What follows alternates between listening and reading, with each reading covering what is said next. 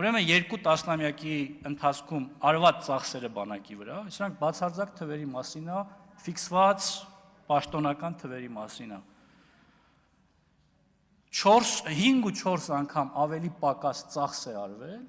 քան 2022-ից 2025 թվականներին, այսինքն միայն իմ պաշտոնավարման ժամկետի ընթացքում 5-4 անգամ ավելի ծախս է արվել սպառազինության եւ ռազմական տեխնիկայի գնման վրա, այլ ծախսերի մասին չեմ խոսում։ Միայն սպառազինության եւ ռազմական տեխնիկայի գնման վրա, քան դա արվել է 2 նախագահների կառավարման տարիներին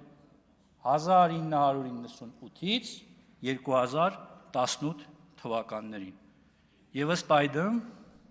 հարգելի գործընկերներ, եւ իհարկե նաեւ ձեզ հուշող նամակագիրներ, մեթոդիշկաների հեղինակներ, թվերին նայեք եւ հարց տվեք ձեզ։ Ինչով եք զբաղված, ինչով եք զբաղվում, եւ ձեններդ կտրեք, տեղներդ նստեք, շնորհակալ եմ։ Շնորհակալություն, արձագանք կա։ Պարոն Թունյան։ Պարոն Պապիկյան, որ թվերի մեջ մարդկանց շատ չխճճենք, մի հատ ամփոփ ենք, էլի ստացվում է, որ մենք 3 տարում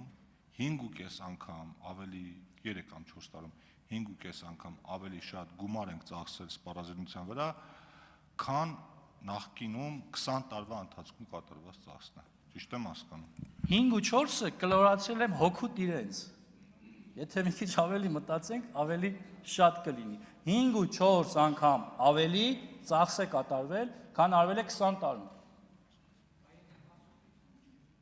Եթե 18-ից հաշվենք, բնականաբար այդ թիվը շատ ավելի մեծ կլինի։ Ես դրան պարզապես պատրաստ չէ, ես իմ պաշտոնավարման ժամկետի համար նայել եմ վերջերս, դրա համար պատասխանեցի ըստ այդմ։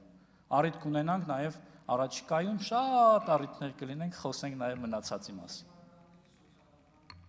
Ես խոսում եմ միայն սպառազինության եւ ռազմական տեխնիկայի գնման մասին, չեմ խոսում աշխատավարձերի բարձրացման մասին, վերջին տարիների ընթացքում կատարված բարեփոխումների, դրանց ֆինանսական ծախսի,